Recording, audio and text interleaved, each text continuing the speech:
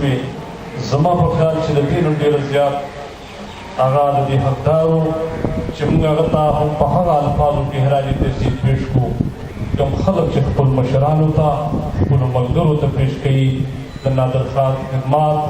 د دې قومي تحریک دپاره د دې نظریې او د دې سوچ دپاره دومره زیات دي چې شاید په هغې باندې موږ هغه عمر خبره ونه کړې چې څومره پکار ده. خو بیا هم زه د دې یونین کونسل د ملګرو او د ټولو ملګرو د پوره تنظیم ډېر شکرګزار یم چې نن دوی هغه کار وکړو چې هغه ډېر مخکې موږ او ډېر ځای کې زموږ د دې حالاتو په وجه باندې زموږ نه پاتې شوي وو. نن یې دا اولنی قدم کېښو چې زموږ د هغه سینیر ملګري دپاره نن دا قاضي ریفرنس د هغه دپاره دلته د قرآن خوانۍ اهتمام او دلته دا ملګري راجمع کول او د هغه دپاره اجتماعي دعا کول. زما په خیال چې د دې ملګرو دا کردار ستاینه ونه کړی شي نو دا په ګرانه وي او دا په کم نه وي. نو ملګرو زموږ او ستاسو دپاره دا د یو اعزاز خبره ده چې نن په دې محفل کې په دې ناسته کې هر سړی نن د نادر خان او په دې علاقه کې هر انسان د نادر خان د کردار د هغه د ژوند باندې چې کوم هم خبره کوي نو هغه یو غیر متنازعه هغه شخصیت چې په دې علاقه کې هغه هر چا ته قابل قبول و، هر چا د هغه د زړه نه احترام کو او د مرګ نه پس هم د هغه د دې د یادګیرنې نه دا اندازه لګي چې دې سړي په خپل ژوند کې او د خپل ژوند هم داسې تېر کړی و چې هغه د یو عام سړي په شان نه بلکې هغه د هغه انسان په شان ژوند تېر کړی و چې هغه صرف د خپل ذات دپاره نه و، د خپل کور دپاره نه و، د خپل بچو دپاره نه و، د خپل خاندان دپاره نه و، بلکې هغه د دې علاقې د اجتماعیت دپاره سوچ لرو. هغه د خپل علاقې د دې مولې د دې علاقې د ټولو خلقو سوچ لرو. نو ځکه نن دا ټول خلق یادوي. روزانه ملګرو په دې ښار کې په دې علاقه کې ډېر ملګري زموږ ډېر خلک روزانه مري، ډېر خلک دلته کې روزانه په دې غلام جومات کې یو نه یو جنازه ضرور کېږي.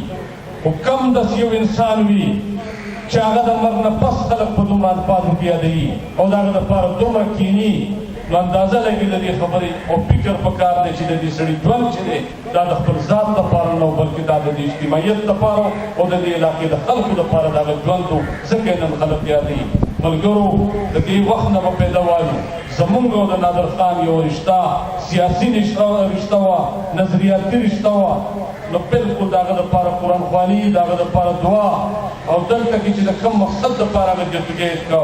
زمونږ او د هغه مقصد یو و. نو بیا به موږ قطعا بلکل انکار د دې خبرې نه کوو چې زمونږ او د هغه ملګرتیا سیاسي وه، نظریاتي وه. نو بلکل لږه ډېره به د دې موقع نه زه پیدا والم چې موږ د خپلې پارټۍ، د خپل سیاست، د خپلې نظریې او د خپل فکر خبره هم دلته ونه کړو. نو دا به کم از کم د هغه د روح سره زیاتې وي چې موږ نن په دې محفل کې د کوم مقصد او کوم نظریې دپاره هغه نن دلته جدوجهد کو، هغه د دې دنیا نه لاړو. زمونږ او تاسو ته هغه سوچ او هغه فکر پرېښی دی پکار ده چې مونږ هغې ته ملا وتړو. د هغه د خاندان، د هغه ملګري، د هغه دوستان او د دې علاقې ټول خلک مونږ او د هغه ملګري نن نه دا تهیه وکړو چې مونږ په ایماندارۍ سره د هغه کوم مشن دپاره دلته په دې علاقې کې کار کوو. پکار ده چې مونږ هغه مشن نور مخکې وشو او هغه مشن ته مونږ د ختمېدو نوم ورنه کړو بلکې د دې نه بعد هم د نادر خان په نوم باندې دغه مشن مونږ جاري وساتو. نو ملګرو نن هم په دې ښار کې د باچا خان سپایانو ته او د باچا خان ملګرو ته دا خو ډېر خوشحاله انسان و چې نن په خپل کټ باندې هغه حق ورسېدلی لاړو. خو نن په دې ښار کې ډېر زموږ ملګري، ډېر د نادر خان ملګري چې د هغوی جنازې هغه شهیدان شو مونږ هغه اوچت کړو. په دې ښار کې دومره جنازې مونږ اوچتې کړې. زمونږ او د دغې خلکو څه جنګ نه و، زمونږ او د هغې خلکو څه دښمني نه وه. خو د هغه په لاس کې ټوپک و او ما ته باچا خان چې دې په لاس کې قلم را کړی، نادر خان ته او د هغه ملګرو ته قلم او کاغذ ورکړی او هغه ته مونږ ته دا یو نصیحت کړی دی چې مونږ د علم خبره وکړو، مونږ د شعور خبره وکړو او مونږ د راتلونکي د خپل قوم ته، د خپل قومي وحدت ته مونږ د باچا خان هغه پیغام ورسوو چې مونږ او تاسو که د دې قوم په کار غواړو، د دې قوم مستقبل غواړو،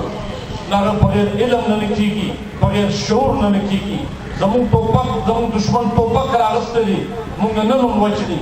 خو یاد ساتئ ملګرو، مونږ نن او دغه تهیه کړې ده چې څنګه مونږ د باچا خان د فکر او د نظریې سره دا وعده کړې ده که زمونږ دشمن هر څومره ټوپک راکړي، مونږ کله نه پرون ټوپک راغستی دی، نه به نن راخلو نه سبا رالو. البته دا یو کار به ضرور کوو چې مونږ کم هغه کار به کوو، هغه پښتو به کوو چې په هغې باندې چې کوم خلک مونږ وجني، مونږ ختموي. مونږ به هر هغه کار کوو چې مونږ هغه پې لړزېږي، هغه پې خفه کېږي. هغه کار به مونږ لاس پې کوو د پښتو. هغه کار دا دی چې هغه زما د قلم نه یېرېږي، هغه زما د شعور او د پوهې نه یېرېږي. نو مونږ به دغه لاره نه پرېږدو او هغه دښمن ته به ښیو چې که ته هر څومره زموږ ملګري شهیدان کړې، خو په نتیجه کې او په جواب کې به زه به هغه د باچا خان قومي شعور نور به مخکې وړم، نور به دې قوم ته او دې ولس ته د علم خبره کوم، د ترقۍ خبره به کوم، د دوی د مستقبل خبره به کوم. او په دې ملک کې د دوی سره چې کوم ظلم او زیاتی کېږي، جبر کېږي، زموږ دلته قومي نقصان چې کوم کېږي، د هغې خبره به زه لازمي کوم، راتلونکي نسل ته به یې کوم چې که نن په دې ملک کې او دا ملک نور پاتې کېږي، نو نن به زما په وسایلو باندې، زما په خاوره باندې، زما قوم ته، زما قومي وحدت ته په هغه اختیار ورکوئ. دغه زموږ سوچ دی. مونږ قطعي د پاکستان خلاف د دې ملک د ریاست خلاف نه مونږ کله هم خبره نه ده کړې. مونږ صرف او صرف هغه خبره کوو چې کوم مونږ ته د ملک په آیین کې مونږ ته شوې ده او څنګه چې په 1947 کې دا ملک جوړ شو، نو دلته څلور قومونه اوسېدو، څلور حکایانې اوسېدې. چېرته چې د دې ملک اعلان وشو، دا ملک راغی دلته جوړ شو او د دې ځای ځای کې قومي حکایانو دا ملک تسلیم کړو. خو مونږ ته یې دا نه ویلي چې د دې ملک ته تسلیمېدو نه بعد به تاسو خپله ژبه، خپله قومي وحدت به هېروئ، خپله قومي خبره به هېروئ. په هغه وخت کې مونږ سره دا منلي دي چې دلته به دا څلور حکایانې وي، دا څلور قومي وحدتونه به وي او دلته به یو فېډریشن به وي چې د هغې نوم به پاکستان وي. که پرون 1947 کې به ما دا پابندي لګولې وې، نن به ما دا قومي خبره نه کوله. خو چونکې دا اختیار دی په خپله ما ته راکړی دی، نو مونږ به بیا دا خبره لازمي کوو چې په دې ملک کې اوسو، په دې وطن کې اوسو، نو مونږ به د برابرۍ په بنیاد باندې خپل جدوجهد او خپل راتلونکي نسل ته به هغه ژوند ضرور غواړو. د عوامي نېشنل پارټۍ او د دې قومي تحریک زمونږ د سیاست بنیادي اهداف دا دي چې مونږ په خپله خاوره باندې، په خپلو وسایلو باندې د خپل اختیار خبره کوو. او هغه خبره نادر خان کوله، نن هم د هغې ملګري هغه خبره کوي. مونږ او تاسو دغه یو خبره د دغې وړوکې راټوله وړوکې په خبره باندې مونږ سیاست کوو. دلته په دې ښار کې چې کوم عمل زموږ سره روان دی، نن ملګرو که تاسو مونږ پې سوچ وکئ چې نن په دې ښار کې د 4مې او 5مې درجې د ښاري په حیثیت زموږ ژوند تېرو. نن زموږ علاقې چې کوم د کنډرات منظر پیش کوي، کوم ظلم او جبر چې په دې ښار کې نن دلته د دغه سکیورټي ادارې د اپریشن په نوم د دې پښتنو سره کوي، که مونږ او تاسو رابانسېدو او نن مونږ خپله خبره ونه کړه، نو بیا یاد ساتئ ملګرو د دې نه بد وخت به راځي. او که خلک او څوک دا وایي چې دا سیاست بد شی دی، نو مونږ ته باچا خان هم دا یو خبره کړې ده چې که سیاست مونږ کوو، نو مونږ سیاست د عبادت په درجې باندې کوو او دې سیاست ته مونږ د عبادت درجه ورکړې ده. انشاءالله دا سیاست به کوو. او که چېرې نن مونږ سیاست ونه کړو، نو یاد ساتئ ملګرو زموږ راتلونکی نسل به د دې نه زیات پریشانه وي او هغه به بیا د خپل ایزي سیاست هم کوي. او زموږ او ستاسو د ایزي سیاست پاتې شوی سیاست به هم هغوی کوي، نو هغه به د دې نه زیات په تکلیف کې وي. نن او مونږ او تاسو که سیاست کوو د دې مقصد دپاره کوو چې مونږ د خپل راتلونکي نسل دپاره وکړو، د هغو د ترقۍ او د خوشحالۍ دپاره وکړو، د هغو د آبادګارۍ دپاره وکړو. دا وطن مو زموږ دی، مونږ د دې نه تلو والا خلک نه یو. نو چې بیا دلته یو، نو پکار ده چې دلته مونږ د عزت ژوند تېر او د عزت د ژوند تېرولو دپاره به مونږ ځان تهیه کوو چې مونږ پښتانه یو او مونږ د خپلې خاورې نه بېدخله شوي یو او زمونږ خاوره بې وسایلو نه وه. که د دې ملک په جوړېدو زمونږ وسایل دې وطن ته رالو، او زموږ سره یو بل ظلم دا وشو چې نن دلته کې په خپلو وسایلو پسې